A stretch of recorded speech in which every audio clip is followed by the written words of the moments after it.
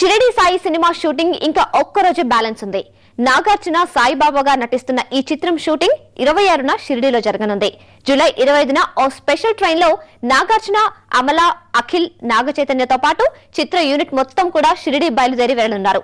అదే రోజు షిరిడి సాయి ఆడియోను బాబా పాదాల చెంత ఉంచి పూజ చేస్తారు. పాటలను జూలై 30న, సినిమాను సెప్టెంబర్ 6న రిలీజ్ చేస్తారు.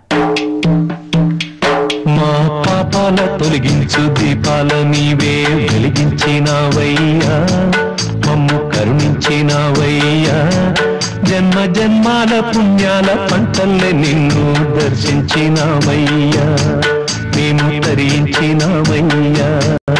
మా పాపాల తొలగించు దీపాల నీవే వెలిగించినావయ్యా, మమ్ము కరుణించినావయ్యా.